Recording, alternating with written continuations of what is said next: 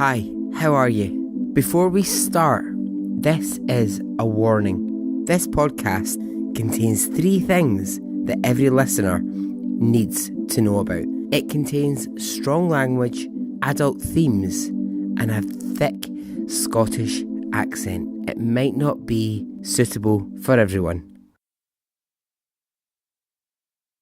The light from the TV flickered over her body, and this haunts me. As I got off the tube at East Finchley, I walked in a city of 8 million people, and I wondered, how can this have happened? What went wrong? How can a person be forgotten? Is it possible to not exist? How can you just not be there anymore? Who was she? Why was no one knocking on the door? Again, tell me, how can a person be forgotten? Is it possible to not exist? Welcome to the Extraordinary Stories podcast.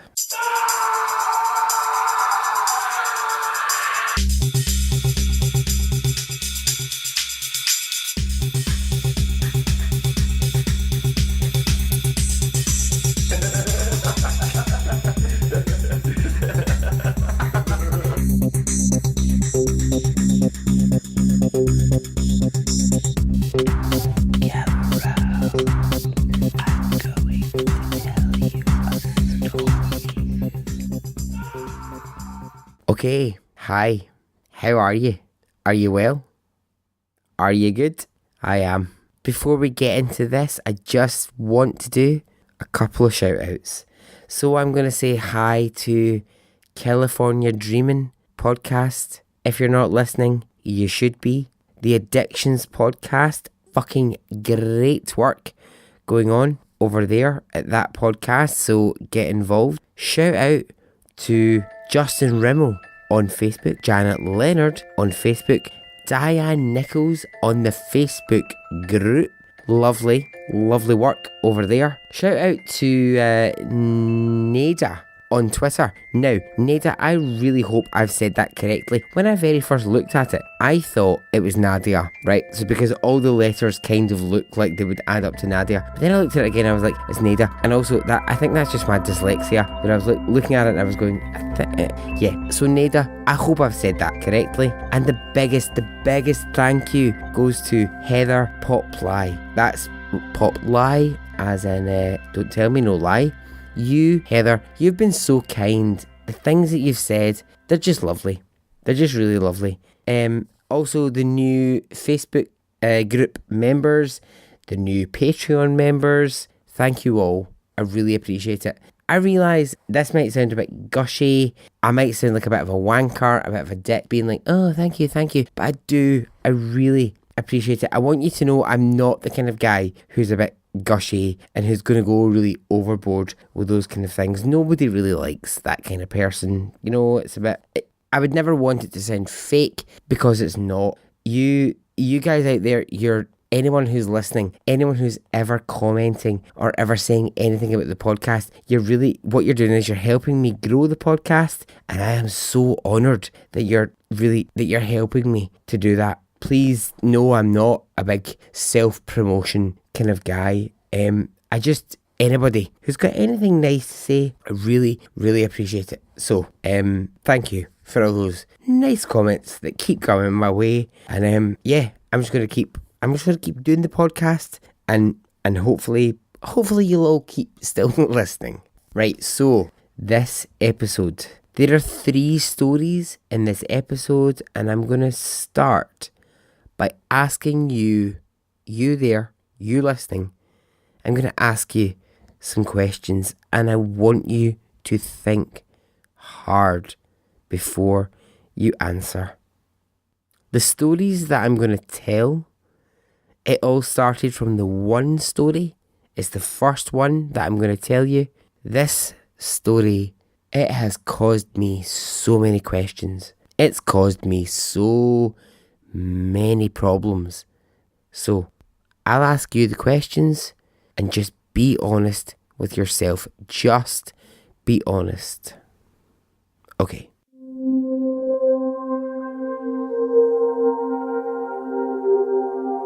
Could you disappear? Could you get up and go now? I don't mean kidnap, and I don't mean sadly that your time has come. I mean, could you choose to vanish? Could you wake up one day and leave your life? Make the choice to exit, to expire. What if someone that you knew just stopped existing? So answers on a postcard would be great. No, I'm just kidding. Seriously, I think about this a lot. And it's not because I'm planning to ever just, get up, leave my life. But this is weird, but I have an aunt who once said to me, and it must have been just, I think during a period of stress that she was going through, she said, oh, I completely understand the people who just fucking wake up one morning, get on a bus, and just never fucking come back into their lives. And she was having a bad time, but that's always stayed with me. I think I was about 14 when she said that to me. But there's something about that makes me go, yeah, I understand that, because I don't feel like I just want to get up and walk out of my life. But people do. People do feel like they just want to get up, walk out. And so these stories are related to those people who make that choice. I think there's something here about, I think I've got a bizarre fascination with people who either disappear, not in a kidnapped way. That's not what I'm talking about. I'm not talking about people who are kidnapped. I'm talking about, I think, people who make the choice. So, way, way back in episode 2, I looked at the Waldman sisters, Cheryl and Linda Waldman, and they had become recluse in their life and decided that they were just going to, live a life where no one really knew what was going on with them. They just retreated back into a lifestyle. So if you've not heard it, go back, listen to that episode, because I do think I've potentially got a weird fascination with this. I'll get into the story in a minute, but my biggest overall question, and this is what I want you to hold in your head over all of this, is who is in control? When I tell you these stories, when I tell you these people's lives, who's in control? Are we ready? Okay, let's go.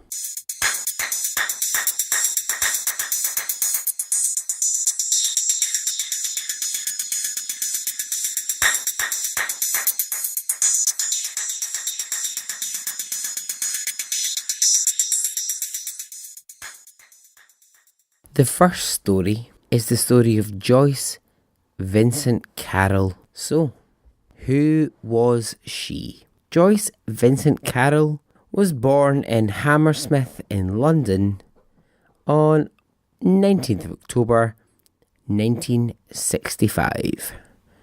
So, in 1965, she was born.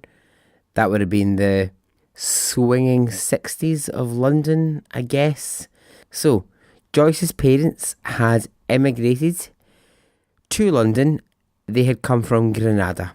Her father, Lawrence, was a carpenter and he was of African descent, and her mother was of Indian descent. So, I will say at this point, between the two heritages that these parents gave Joyce, so one being African, one being Indian, they had created the most beautiful child. Joyce was absolutely gorgeous, and as she grew into an adult, we'll hear this later, but she became so beautiful. So, following an operation that her mother had to have when Joyce was only 11-year-old. Her mother died. So, gutting for the whole family. Terrible for all of them. It left Joyce's father and Joyce's 4 sisters to bring her up. It's said that Joyce had a strained relationship with her father. He was distant. He was a hard father. He was difficult with his daughters. So he had 5 daughters at this point. His wife is dead. He's working to try and provide for them, give them a living. So I know, for me, it's interesting there because you say, well, he was distant, he was difficult, but I think if you got 5 daughters and your wife is dead and you're raising them on your own,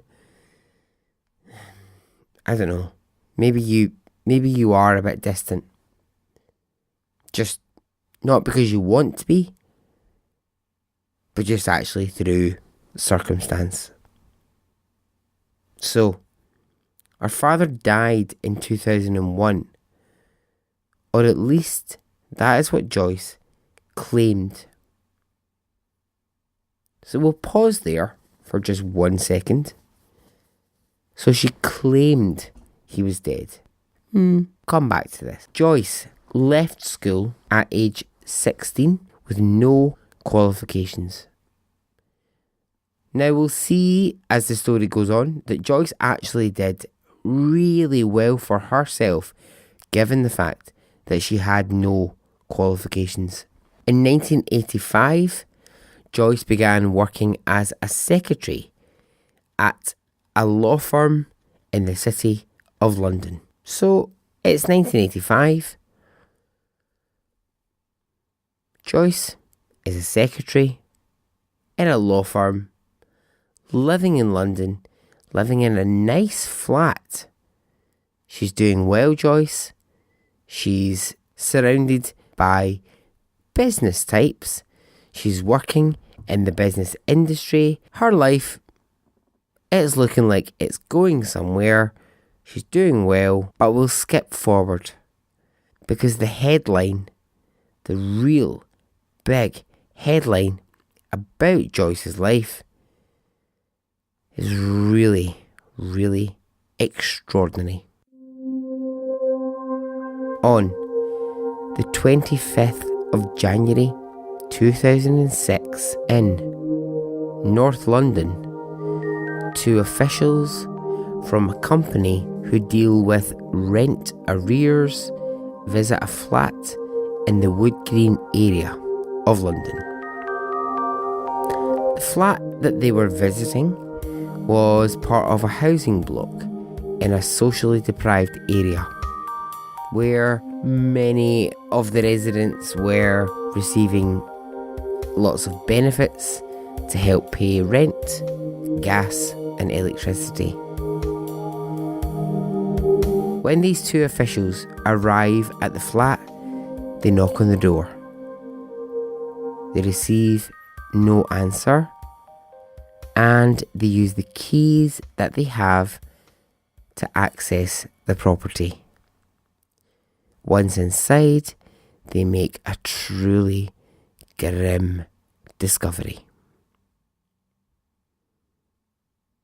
Lying on the sofa was the skeleton of a 38-year-old woman who had been dead for almost 3 years. This woman was Joyce Vincent Carroll. In the corner of the room, the television was still on. On the floor, there were a pile of half-wrapped Christmas presents. There were dishes heaped in the sink. Behind the door, there lay a mountain of post.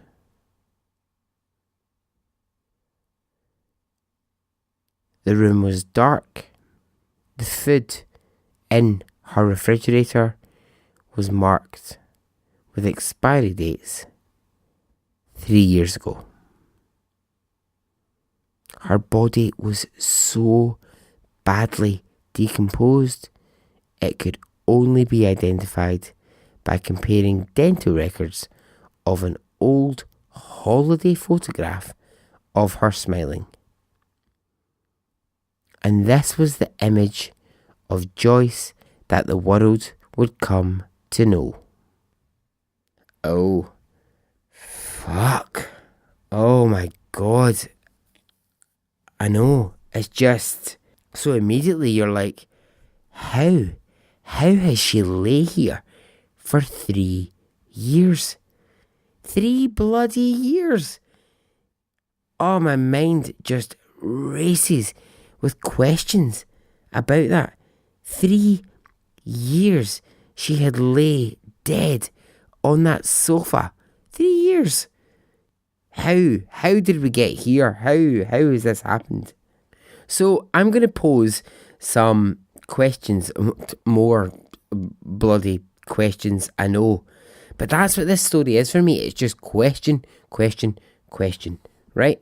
I'm going to pose these questions, and then as I take you through the story, hopefully we might be able to answer some of these. Why did no one ever find Joyce? Why did it take this length of time? Why is the TV and the heating on after 3 years? Why did the neighbours never smell anything or be alerted to anything? How in 3 years did no one from her family notice that she was gone? Why were they not contacting her? Why did the postman never notice the pile of letters behind the door?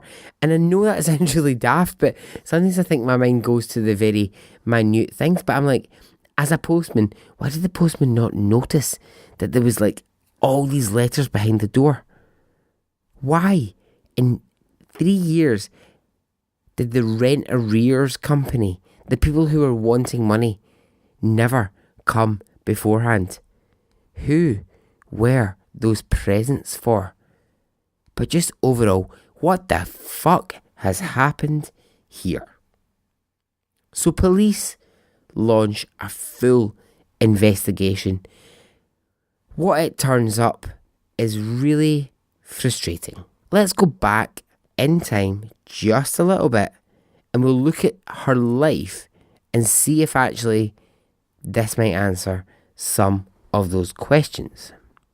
So, we'll start by introducing a couple of people that Joyce knew really well. So the first one to introduce is Martin. So Martin Lister is a London banker, and he had dated Joyce when she was in her late 20s.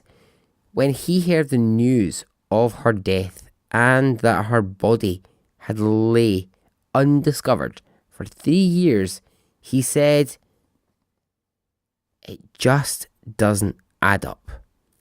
She never drank. She never took drugs. But the most surprising thing for Martin is that she'd ended up in social housing. He said that Joyce was a woman that he assumed he'd not seen her for years, but he assumed she was now some high-flying executive somewhere in London. She was working at the top of her game. And so his big question was, how the hell did she end up here?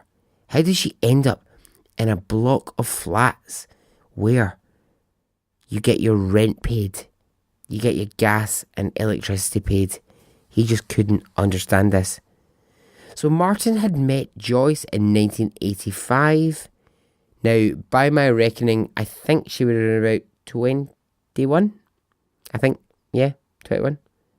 So he was working for a shipping company, and Joyce was the secretary to his boss. He said, she was always asking me to go for a drink, but it never occurred to me that she was asking me out. When I finally realised she was asking me out, I was delighted. Joyce was, I'll say this again, Joyce was gorgeous. She was an absolute beauty. So how Martin missed that, I don't really know. Martin, after Joyce persisted, they went out for a drink and eventually they dated for 3 years. 3 years? It's pretty good. Pretty substantial. However, after 3 years, they split up. This would have been 1989 that they split up in, and they kept in touch, which is good. It's odd, I think. Well, no, it's not odd. I know lots of people keep in touch with their exes. I don't.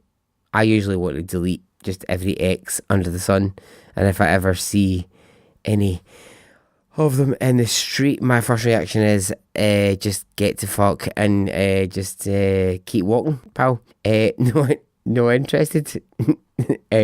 But you know, I don't know. Everybody has a different kind of thing about their exes, don't they? Some people really do like to keep in touch. Not for me. I am not so interested in seeing the exes. But Joyce and Martin, they kept in touch. That was until 2002, and that was the last time that Martin had ever spoken to Joyce. Upon reflection, Martin says he's unsure if he ever knew exactly what was going on in Joyce's life. He says she was always a mystery. And now, with hindsight, which is a beautiful thing, he says, I wish I had asked more. I wish I could have understood her more. During their relationship, they had good times. Martin says she always wanted to improve herself. She went for elocution lessons, and he said, she wouldn't have sounded necessarily posh, but she probably had, what I'm guessing here is, I think she had a bit of a rough London accent, and she wanted to sound a little bit posher. So she went for elocution lessons, and as he describes it, she ended up, he says, she almost sounded like something from the BBC. And in about that time, that would have very much sounded like what I'm imagining, that terrible kind of BBC accent at the time, which was like, hello, this is the BBC. Hello, this is London calling. I mean, nobody wants that accent. That's it's bollocks. But anyway, she obviously felt that she needed to have elocution lessons to better her voice. Martin also talks about the fact that she had a real bond with her mum, and that she took it really, really hard when her mum died when she was only 11. Now, she had those 4 sisters that I mentioned earlier on. Her father was still around, but in the 3 years that they dated, Martin never met any of her family. He wasn't allowed to meet them. Is that odd? Is that odd? I think it is. Is it? I don't know. Something just... As we go on to learn about Joyce, I don't know, we'll see a bit more of this, but is that weird? Is that weird that you would be with someone for 3 years and they would never meet a single member of your family? Now, I'm going to say with that as well, it's your own life, it's your own rules. So, some people just don't mix partners with parents and family. I'm not judging that. I'm really not judging that. I'm just saying, is there something there that was a bit odd? Martin says that Joyce was someone who would always be on the move. She was constantly changing flats, changing jobs. She was a socially active person who just was moving around from thing to thing all of the time. So, for Martin, the end of Joyce's life is utterly baffling. Now let's introduce someone else that Joyce knew, and his name is John. John the Greek. Now, I don't think it takes a detective to work out what that's about. Well, maybe. I don't know. John was Greek, in case you didn't work that out. So, John was Greek. So, John's interviewed in a British newspaper after her death, and he says he saw the story, but he just could not connect that it was the same Joyce that he had known years before. They had been flatmates previously. I love this. He goes on to talk about Joyce and the things that they used to get up to as flatmates together. He describes them as blaggers. They would blag it. So blag, if you're not familiar with blagging it, although pretty much most people are, blagging it, kind of just trying to get something, just trying to kind of, get something for free, chancing your arm, just trying, whatever you can. He describes that him and Joyce used to go out blagging it all the time. They would get themselves into situations in pubs and in clubs where they would always be trying to just have a laugh and trying to just, get whatever they could for free out of people. So there was a group of them, and they would go around and they would just cause mischief. Basically, they would just cause a bit of mayhem, just trying having a laugh, which I love. Do you know that? I fucking love that kind of, I love people who are willing to just go out and, have a bit of a dick about and just cause a bit of mayhem. I'm just going to tell you this little story about myself. I once was in a club, and there's a pop star called Will Young he won the X Factor years and years ago. In fact, I think he was one of the very, very first winners of the X Factor. So I was in a club, and Will Young was doing a guest appearance in the club, but he was also upstairs in the club with all of his dancers and his security guard and his, all the entourage that come with being a pop star. And I'd maybe had myself a few ciders, and thinking that I was total Johnny Big Boss this night, I was like, I'm totally going to get up there. I'm totally going to get up there and meet Will Young. I don't know why I wanted to do that. He was like an X Factor celebrity. I was actually mortifying that I would want to do that. But though his music's actually okay. So I sort of strode up to the stairs leading up to where he was, and there was one bouncer on, and I just pure cock of the walk, I just walked through, and this bouncer stopped me and he went, "Where you going?" And I said, "Oh, I'm sorry, I'm actually part of Will's team." And he went, "All right, on you go." So I'm thinking, yes. I'm halfway up the stairs, and I'm like, love my life, halfway up the stairs. At which point, a second bouncer arrives, and he's like, "Who's this guy? Get up the stairs." And the first bouncer who'd said, "On you go," was like, "I don't know." So the second bouncer comes, grabs me by the fucking arms, takes me to the stairs, and he's like, "Why are you trying to get upstairs?" And I was like, "I'm actually part of Will's team." And he's like, nah, mate, you're not. You're someone who, in a club, who's had quite a lot to drink and thinks you're bold, thinks you can get up there. Get the fuck basically. So I had to just walk away from the situation. And I was like, oh shit, I was so close. But I was so close. I was so... If that second bouncer hadn't come along, who knows? Who knows what my life might have been. Okay, so anyway, so that was a complete fucking tangent about my own life there. I didn't really mean that. So Joyce and John. John describes his time with Joyce, and he says they used to mix with proper posh people, and they used to go sailing. They would go to glitzy nightclubs. They were right posers, he says. She had a fake name. She would call herself Rachel Prejudice. Interesting. Okay, like that. Like that as a fake name. Okay. John says, and this is lovely. The trouble with Joyce was that she was very fanciable.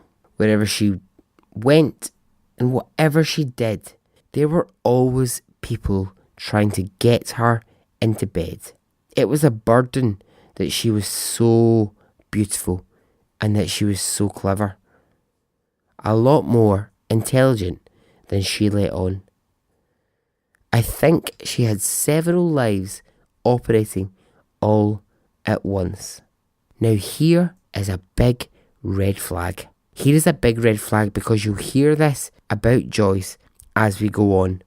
This idea that Joyce had several lives happening all at once keeps coming back in her story. People who play with identity, people who choose to show a certain persona, a certain identity, that really fucking fascinates me. That really interests me a lot.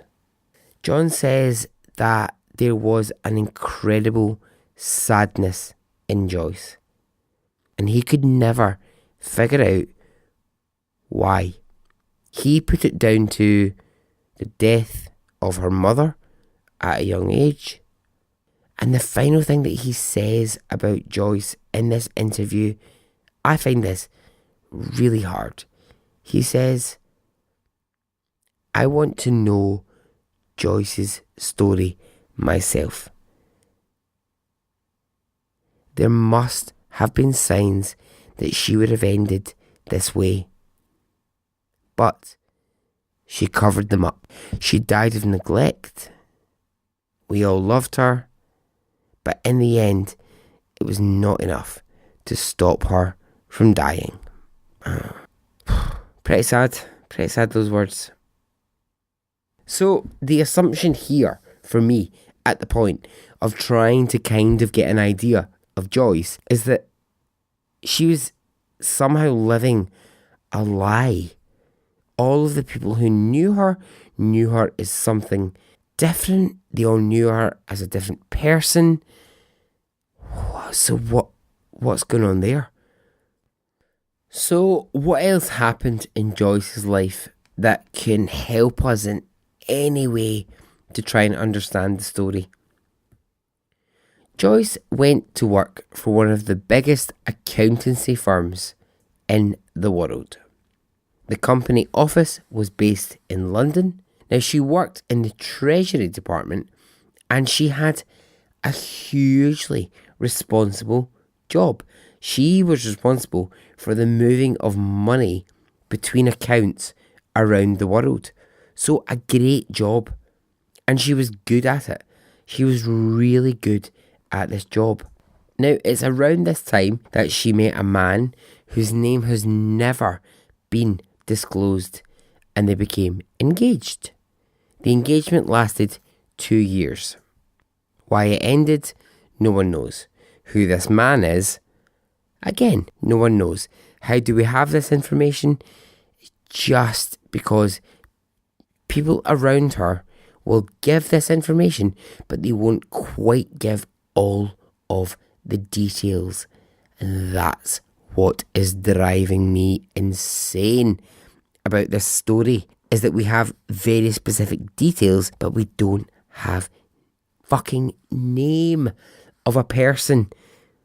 We know that we kind of know the facts, but I want to get into the who is this man? Who was she engaged to? Anyway, that's my own frustration. So sorry, I don't know the answer to that. So in 2001, Joyce leaves the really good job that she has. And this is where her story becomes incredibly conflicted. She told some colleagues that she was going travelling and that she would be away for 3 years. She told other colleagues that she had been headhunted and was moving on to a new company. Now, odd. I can't help but hear like sort of echoes of what that guy John was saying earlier, that possibly there were different lives going on for Joyce. She was possibly playing around with identities at this point. I don't know. There's something weird. Why would you tell half your colleagues one thing and half your colleagues the other? Once Joyce had left this job, she moved into a refuge for victims of domestic abuse. That's big. That's really big. So she's gone from a fantastic job and now she's living in a women's refuge. So for me, that's got to be to do with whoever it was that she was engaged to for 2 years. That's an assumption, but it's a really big change in Joyce's life. And again, I'm doing a zoom out, but we've gone from a high-flying job, doing really well, now you're living in a women's refuge. What's going on? The point of me telling you that, telling this bit of the story and this bit is actually, I feel like we're talking about two different women at this point. It's hard to connect the Joyce who was the high flyer and the Joyce who was living in a women's refuge. And yes, of fucking course, this happens. Nobody is, I don't care who you are in the world, nobody can escape domestic abuse. I absolutely understand that. But what I'm saying is, I just think it's so weird that she went from the world of being so independent, being so fierce, and now all of a sudden she's in a women's refuge. And nobody can fill in the fucking gaps in the middle. Nobody can fill those gaps in. So, when Joyce's death happened, it hit the news. You can imagine the fucking headlines. They were terrible at the time. Woman found dead, lying in her flat for 3 years. No one has ever found her. Why? No one cares about this woman.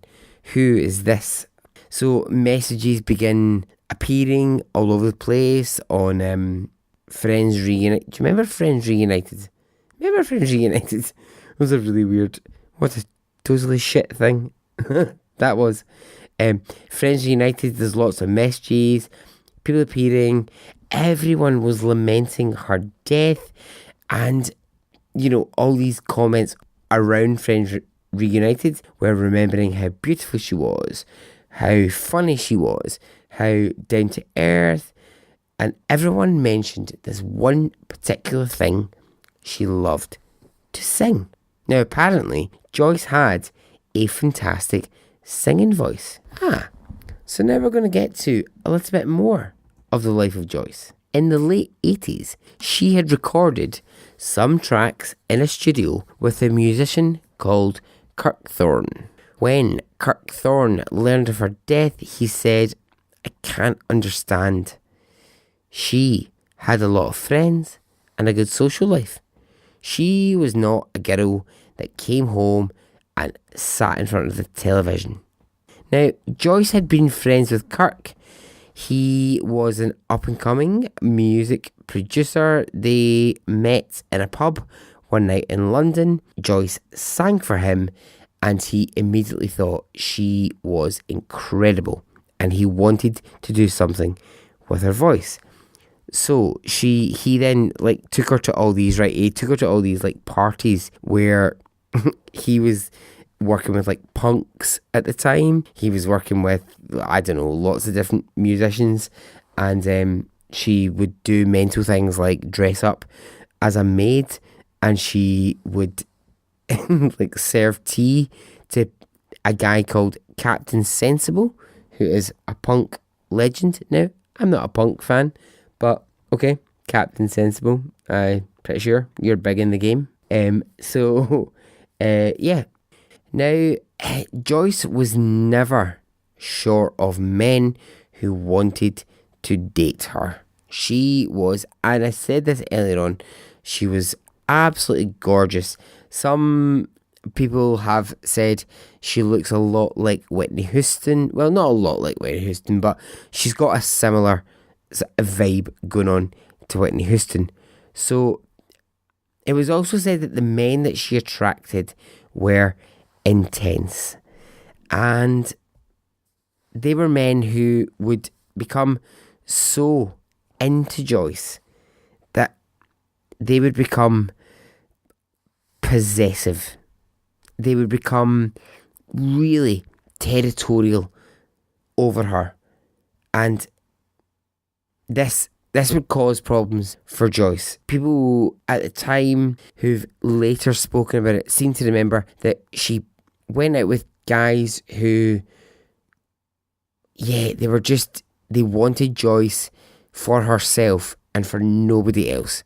They wanted her to absolutely commit to them and not anybody else. So they felt threatened by the fact that she was beautiful and that lots of men were attracted to her. So during the time that she was trying to launch her pop career, she ended up going to dinner with, get this, Stevie Wonder.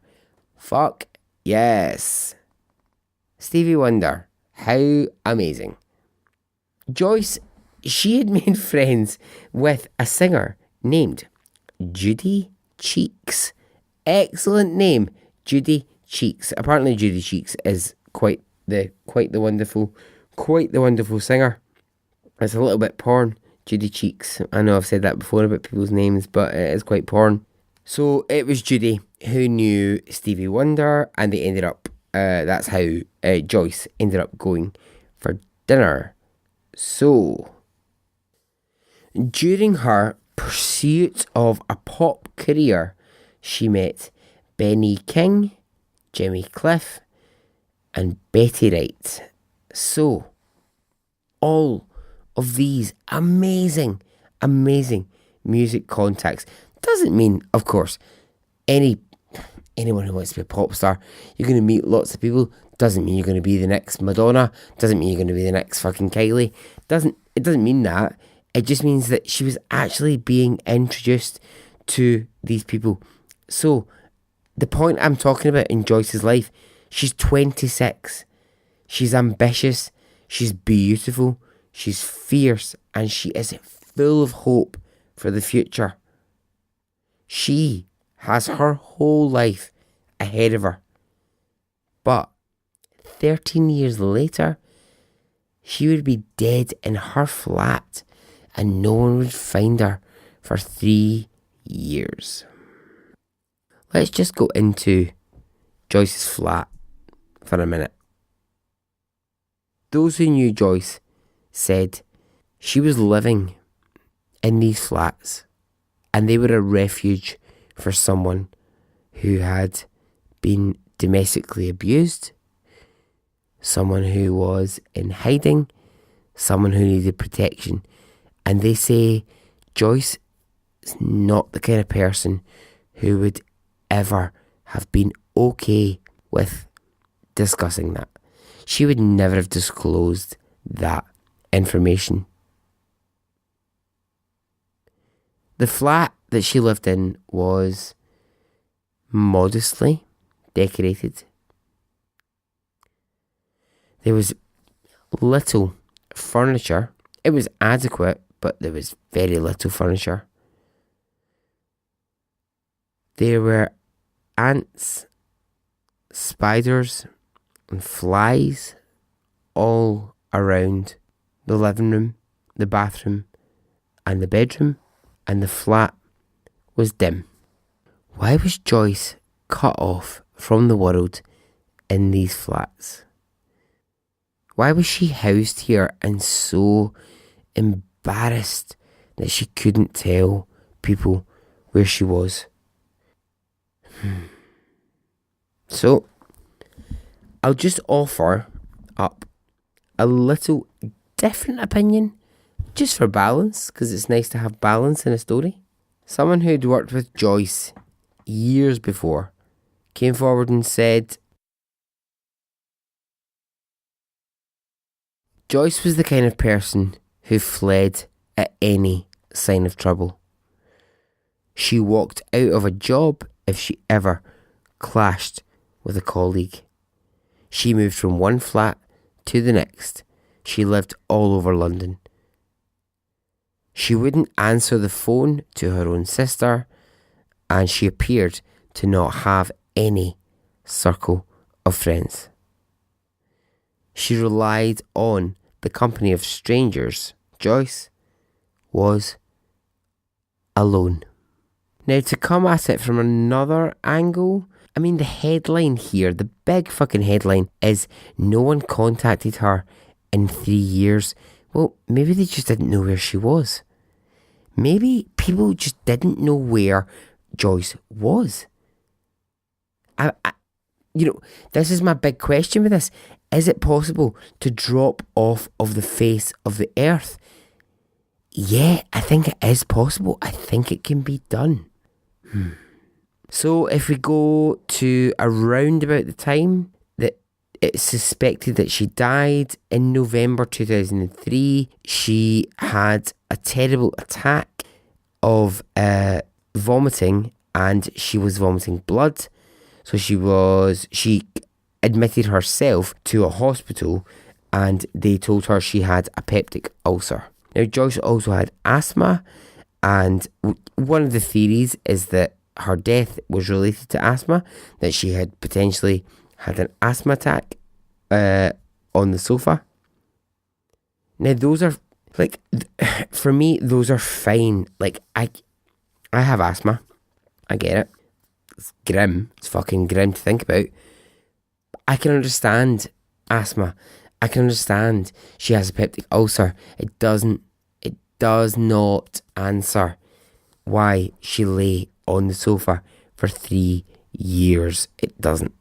So let's go back to the beginning, and we'll try and go back through the questions that I posed with the new information. So, why did no one find her? Was the first question I asked. No one found her because I don't think anyone knew she was dead. She wasn't in contact with anyone. I asked, why was the TV still on? I'll tell you why. Because the bills were being paid by the council. So the council were paying these bills. So actually, the TV, the gas, the electricity, they never went off. So there's no alert there. There's no, you've not paid your bill. They're just being paid by someone else. I asked, why did the neighbours not smell something? Why did they not alert? Why did they not question what was going on? Now, around about those flats, there were some really terrible, smelly bins. Big, huge, like refuse bins. So, any smell that was coming from the flat, they just put it down to that. Why in 3 years, I asked, did no one from her family notice that she wasn't in contact and try to do something? Now, it turns out that they did. Her family actually hired a private detective to try and hunt Joyce down, but they couldn't find her. That's huge for me. That's so huge. So there were people who they wanted to find where she was, but these private detectives, they never found her. They never found her in this flat. I asked, did the postman ever notice the pile of letters? I don't know. I don't think there's any real... I don't know, maybe the postman was just being a postman and he was just like popping a letter through the door. Don't really know. I asked, why didn't the rent arrears become noticed before 3 years? Again, it's one of those things. The council were paying those things, so nobody really noticed. I asked, who were the presents for? Police threw away the presents, so we'll never know who they were actually for. That's so fucking frustrating. And then I asked, what do you think happened here? What do you think? Police launched a full investigation into Joyce's death, but it turned up nothing. The only thing that they could ever say is that there was no foul play. Now I'm gonna theorise. I'm going to guess. I'm going to tell you what my thoughts are, and I hope that you have thoughts on this too. And if you have, please let me know what they are. I would love to hear them. I think Joyce was hiding. I think she made a very deliberate choice. I'm just working off of what I've got, but I think there might have been an abusive boyfriend. And I think she chose to isolate herself. No, I don't think she ever chose to die in a flat and be left there for years. I don't think that happened. But I think the choice to move into that flat, to that property, was a deliberate choice to be hidden. My gut feeling is telling me that she wanted to become invisible. She wanted to disappear. There's so many theories around this, so much rhetoric around it. There's a comment I read on Reddit. I was doing some research and this sent me fucking crazy. One person on Reddit said this. I'm laughing, but it's not funny. What's really sad is that no one noticed she was missing. She must have been one miserable bitch. Oh my god. If I could find the person who said that on Reddit, I would slap them in the face, because it's fucking ridiculous. Oh, isolation, the choice to isolate yourself, the decision to just not exist, the choice to fall off of the face of the earth. Again, what's weird is I episode 2 of Extraordinary Stories podcast looks at the Waldman sisters, Cheryl and Linda, and they are, well, I mean, I suppose it's slightly different because they became recluses, but, well, no, it's actually not that different. I don't know why I'm saying it's different. It's not that different at all. It's that choice to just not really exist. So I'll end the story of Joyce on this quote. Back to Michael, the boyfriend that she had years ago. He said, we don't know how big a part Joyce played in her own isolation, or whether it was down to society neglecting her. I find that really difficult. So we know all the pieces of Joyce's story, but I'm still left really bothered by the abusive boyfriend. Why don't we know more about this? Who is he? Where is he? Why? Why was it so bad that she had to live in these flats? Was it financial? Did she run out of money?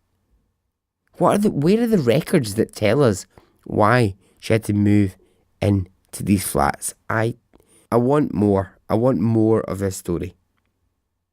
I feel like I'm going to finish the story of Joyce, and I'm left actually with more fucking questions than I've actually started the whole story with. Joyce's life is a really tragic end, and it makes me really, really sad that she lay on her sofa dead for 3 years without anybody knowing she was there. Okay, that ends the story of Joyce Vincent Carroll.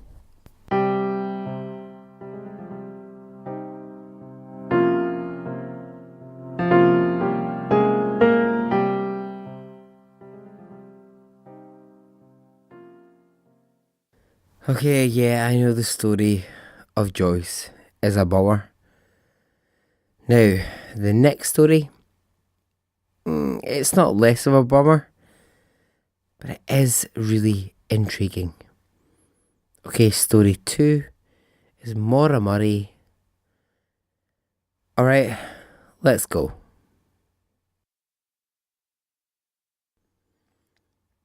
So, on February the 9th, 2004, 21-year-old University of Massachusetts nursing student Maura Murray emailed her professors to tell them she was going away because of a death in the family.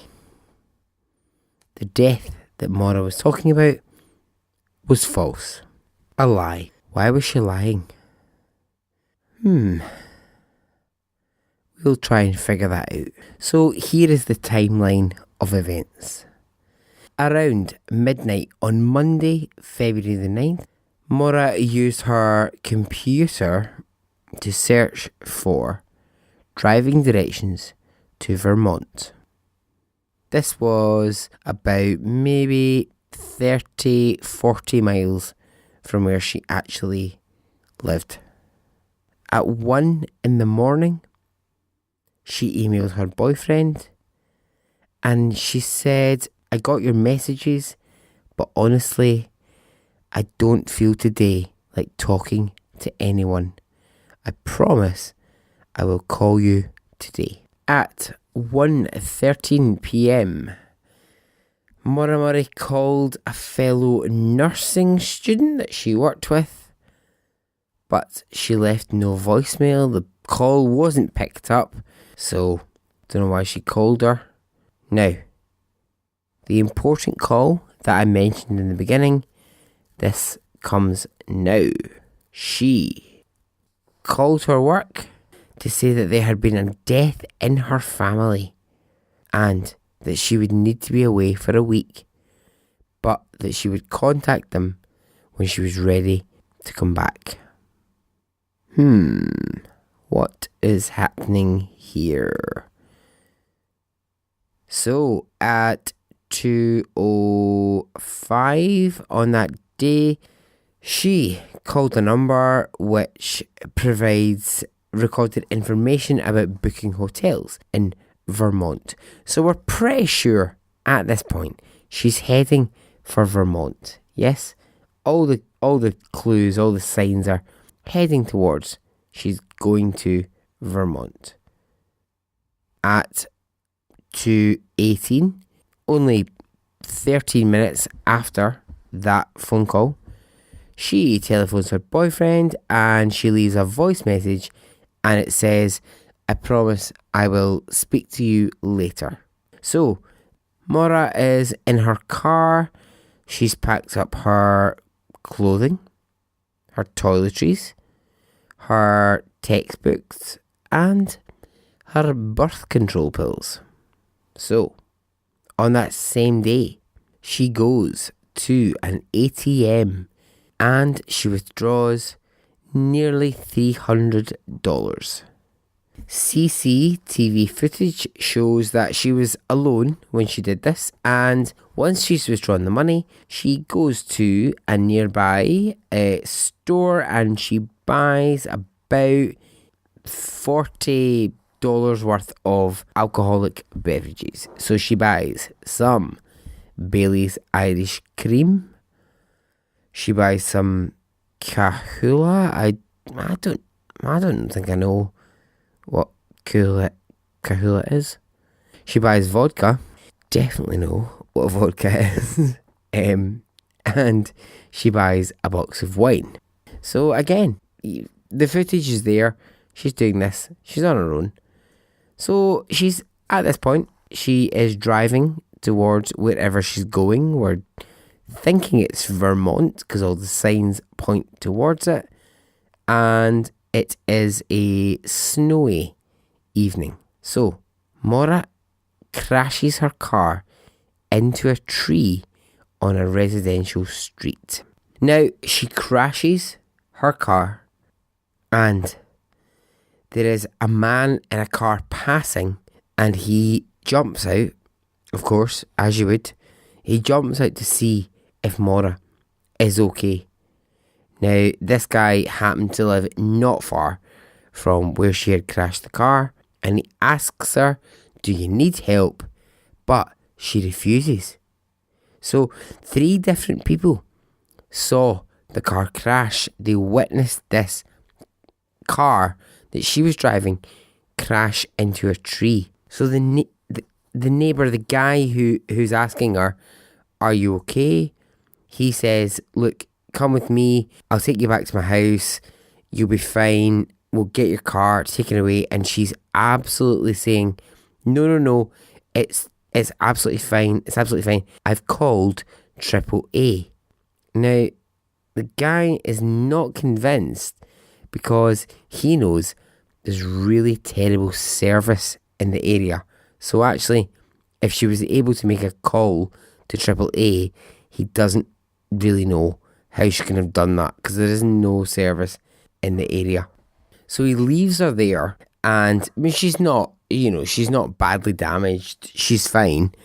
So he leaves her there, but he knows something's not right. So he goes home and he calls the police and he says, look, there's been a crash. You better come and deal with this. So 10 minutes after the call, the police arrive, but Maura Murray is not in the car. She is nowhere to be seen. Maura Murray has never been seen again. Inside of the car, most of her belongings were still there. All that was missing was her phone and her cards. There were no footprints that led away from the car. Where did she go? Where did Maura go? To me, this is no kidnapping. This is no chance encounter. There's no foul play. She was planning to go somewhere. She wanted to be away. I know it's kind of reaching here, but did she crash deliberately in hope that no one would stop and she could leave the car behind? I don't know. This story is huge. There are so many theories. So the theories and the evidence that has arisen around this is absolutely massive, some of which I'll try and break down for you now. So a man who lived 5 miles away from where the crash happened remembers seeing a young woman on foot. She was in a hurry, and it struck him as odd because she wasn't really dressed to be outside in the cold, snowy weather. Now, he didn't report this until months later. Yeah, it's not really a great use. Months later, it's not really that useful. But I say that sounds bad. He got confused with his dates. But once he'd kind of got all of his dates straight, it turns out that the night he saw this person, this young person, he couldn't say whether it was male or female, was the night that Maura Murray had disappeared. Now, it could be chance, it could be coincidence, and it could be also just a bit of a false memory. There's so many cases where people have disappeared. There's lots of people come forward with false memories and start remembering things that actually I don't know if I always trust that they actually ever saw the things that they say they're seeing. So police didn't report her missing until 24 hours later. So it's been widely criticised that actually the search for Maura should have been faster and it should have been more thorough. But it wasn't. So she was going somewhere. She was definitely headed somewhere. And we know this because when her room was searched later, campus police, they discovered that she'd packed up all of her boxes. She had removed all of her posters from the wall. I say posters, but it was probably like some quite nice art and things like that. Like I had posters when I was young, and they were like Kylie, Madonna, Keanu Reeves, that kind of thing. I'm pretty sure Maura had maybe something a bit more classy. Anyway, she was definitely destined to be going somewhere. She had made a choice. On top of these boxes, there was a printed email to her boyfriend indicating that she thought their relationship was in trouble and that she thought the end of their relationship was coming. Why there was a printed email, I don't really know. Oh, that's a bit odd. But anyway, printed email. That's what it was. So, Maura's family are contacted. Her boyfriend is questioned. But this turns up nothing. It turns up absolutely nothing. After 10 days, 10 fucking days. That's a long time. It's a long time. A search starts. Police put out a statement saying that she is endangered and possibly suicidal. They also say, the police at this point, that she was intoxicated at the crash site. But the guy who was the one who stopped by her car and then went to phone the police, he disagrees with this. He says, I don't think she was intoxicated. Like, he's very clear about this. I watched an interview with him and like, this man's lovely. He was like, I didn't think she was drunk. I didn't think there was anything about it that was weird. Yes, she didn't want me to call the police, but I don't think she was drunk out of her face. I don't think so that's weird. The police are immediately like, there was alcohol involved in the situation. Don't know. Just because she'd been and bought some alcohol doesn't mean that she was actually under the influence of alcohol. The police chief in charge of everything says, our concern is that she's just upset or suicidal and has taken some action. So a week after Maura's disappearance, her father, who at this point is really frustrated because I think to him it feels like no one's really making any great shakes about the fact that she's disappeared. No one's really making any noise about it, and he wants noise. He wants, of course you would. Your fucking daughter's gone missing. Of course you would. He wants people to be looking for Maura. He wants this to be news. He wants fucking, I don't have kids, but I can imagine I would feel the exact same way. So he goes on to CNN's American Morning. He goes on to the Montel Williams show, and he's talking about how he's outraged that the authorities are not doing more to try and find his daughter. It does seem a bit crazy. There was no real search for Maura in these days. There there was a kind of acceptance that she was just, well, she was just missing. She was just gone. She was just away. And there was no real passion behind trying to find her. So after his shouting loudly about it, the FBI become involved and they begin a search for her. But months pass and there is no sight and no sound, no even a single trace of her anywhere. So we're now into July.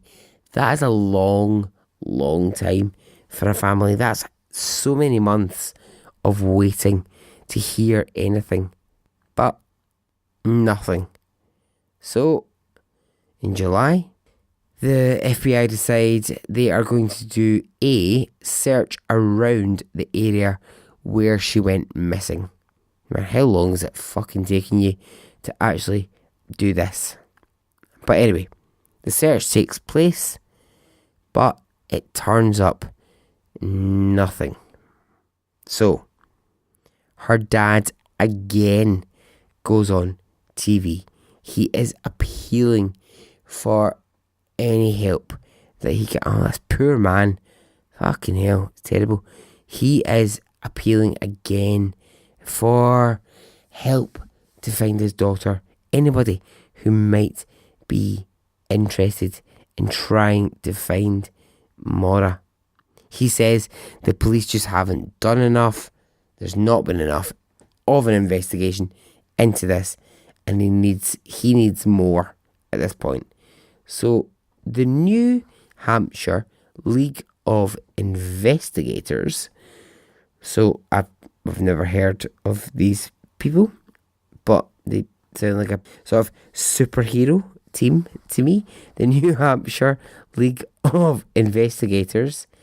They start working on the case. I think these are like the kind of guys who like sort of maybe a bit like some of you will have heard of, do you know the Innocence Project? Where people work tirelessly and God with the best intentions and the best will in the world, and I take my fucking hat off to them. These people who work tirelessly to make sure that someone who's in prison shouldn't be in prison if for something not committed.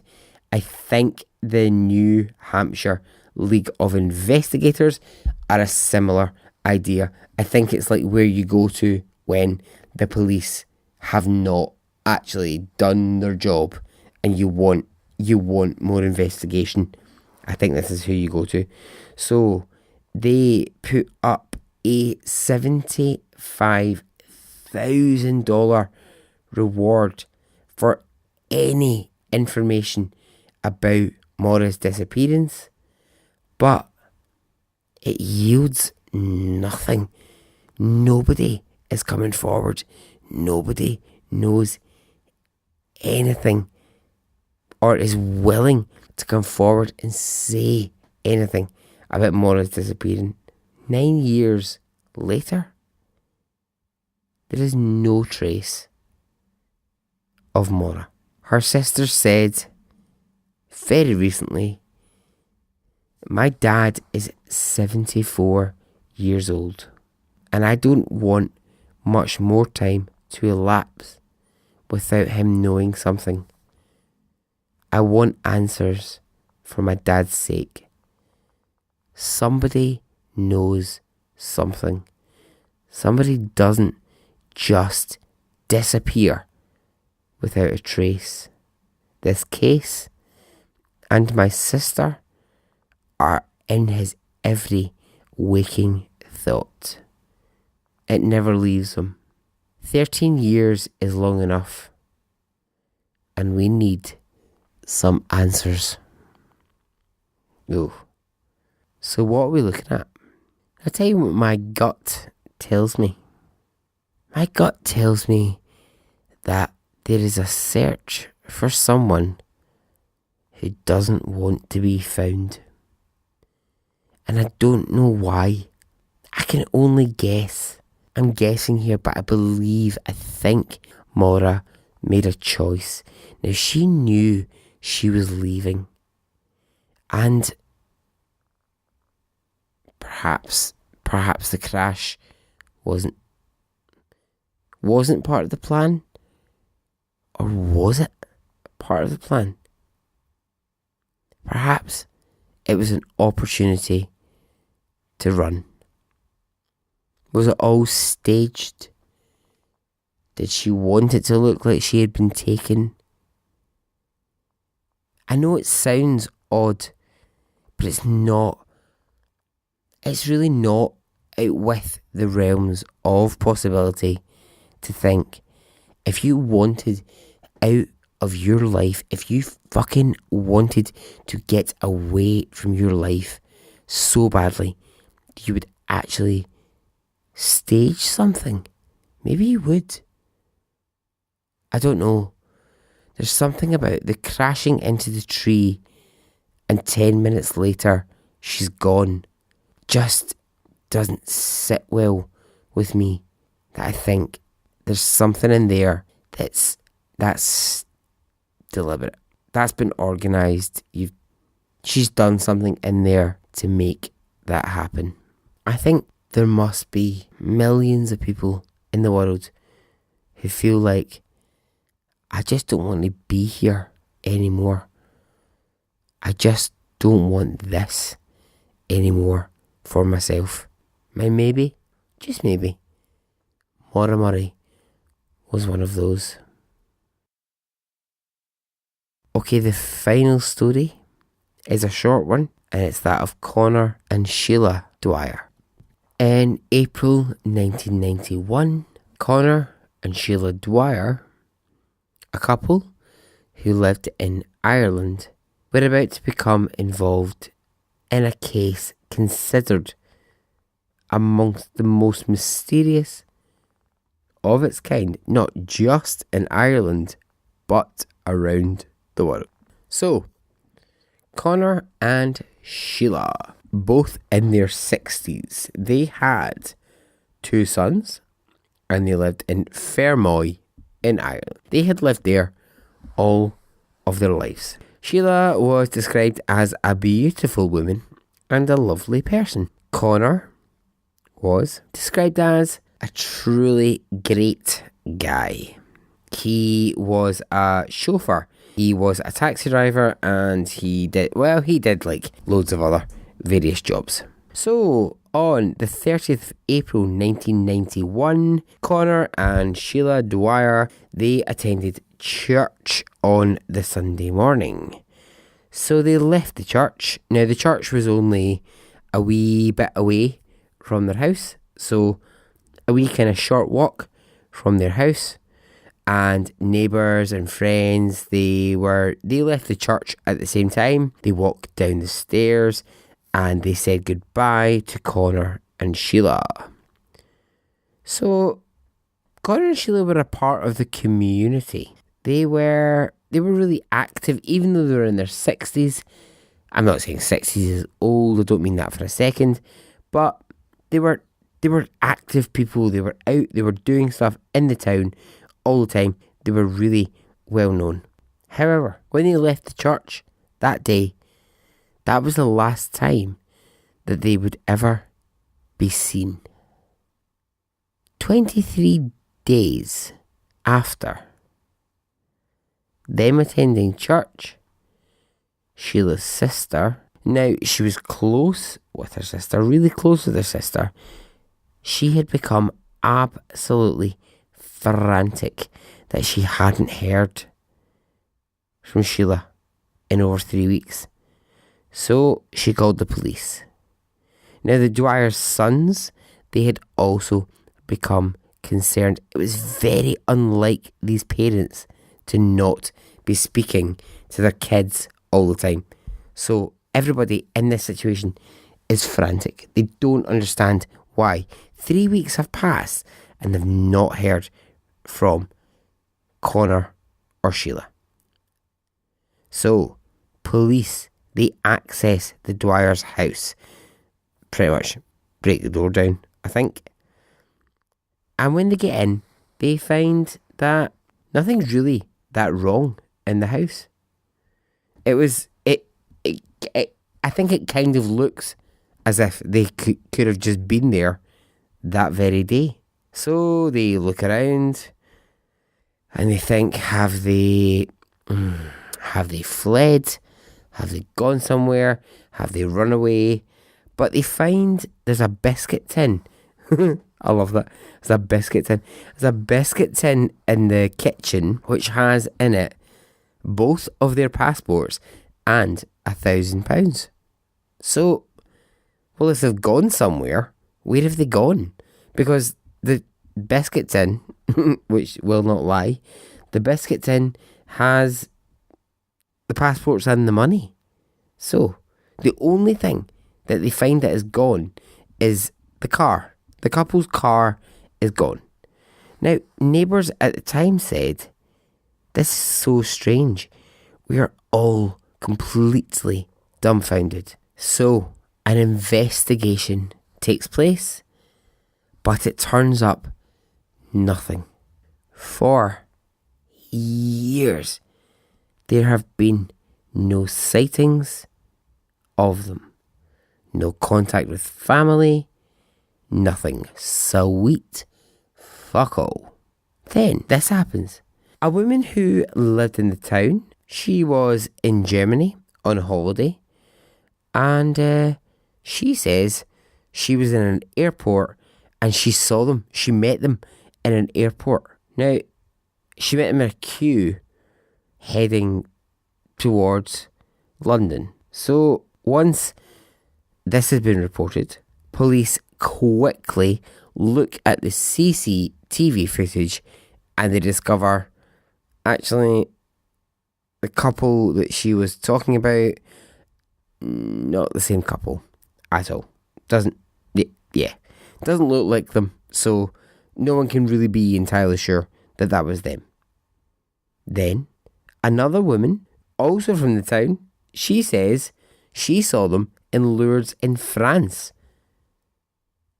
She says they were standing at the same steps of the chapel as me. So, French police, they get on the case. Is this Connor and Sheila? They can never quite track them down. So all of these stories, they're all, they're fine stories, but are they the truth? Yeah, I don't really think so. Their son Connor, he launched a massive investigation in 2014 because he had become frustrated. He went to the press, he went to a couple of different police who had been looking into it at the time, and he was frustrated because, and I get this, he's so frustrated because he just wants answers. He just wants to know where they are. So in 2014, they launched another search for Connor and Sheila Dwyer, but this is terrible to say, but I think police at this point, they're probably tired of this. They've got so many other things to be thinking about, and I understand it. Fuck, I really get it. This boy just wants to know where his mum and dad are. It's really hard for him. He just wants to know where they are, and he says, in my heart of hearts, I know that they are still alive. I do not understand the choices that they have made. So his attempt at trying to relaunch something has really led nowhere. There's no more evidence in this case. The couple's bank accounts have never been touched. Not a penny since the day that they disappeared. Back to Connor, their son, he says, I often wonder what the hell was going through their minds. What happened? It's very, very bizarre. It's inexplicable. There is no answer. It's a nightmare it's a living nightmare that you have to live with every day. So to this day, this remains one of the most baffling cases. So again, what do we have here? I think we've got, this is my opinion, could be wrong, I think we have a couple who have chosen to just get up and walk out of their lives. They've chosen to leave behind family and friends. Why? I don't know. What's the reason? I don't know. Do you? Police have said there will never be an end to the search. Connor and Sheila Dwyer. We will eventually find them. Okay, that ends the story of Connor and Sheila Dwyer. Now, I like that police have said that, but actually, will you find them? Will you? I don't know. I think they wanted to be gone. In the same way that I think Maura Murray wanted to be gone. Now, Joyce, I'm not saying she wanted to be gone, but she wanted to somehow disappear into something. What are your thoughts? Please let me know. Please let me know your thoughts on the people who are just gone, who vanish, the people who fall off the face of the earth. I find it so interesting. I can't deal with how interesting I find the stories of people who just decide that they're just not going to exist. And I'm going to come back to the thing that I said earlier on, way earlier in the episode. Is it about control? Is it about having control over your own life and deciding, actually, you are in charge and you're not going to listen to anybody else's rules? You decide whether you exist or you don't. Let me know what you think. I would love to hear it. Okay, so that's the end of the 3 stories. So, get in touch. Say hello. Now, I say this all the time, but I have the Facebook group, Extraordinary Stories Podcast. The Twitter, if you want to get in touch, it's at Extra Stories Pod. I'm also doing a thing on Twitter at the moment. If you've got a dog, please let me see a photo of them. I fucking love dogs. I love my dog's love of my life. So, if you want to send me your dogs, it's hashtag dogs of Podern family, and I mean that for like anyone who just even listens to a podcast. Anyone who has a dog, just send me the picture. There is also Instagram, of course, you can get me there. If you want to give me any kind of financial support, there is Patreon. So thank you to the new Patreon members who joined last week. You don't have to give much. You could just give me £1 here, there, $1 here, there, anywhere. Every week I ask for iTunes reviews. If you could, that would be amazing.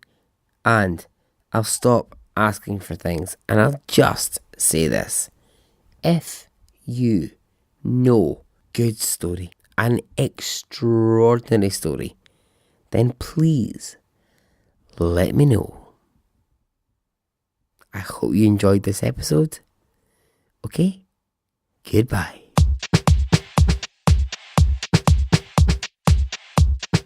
It didn't affect me really one way or the other.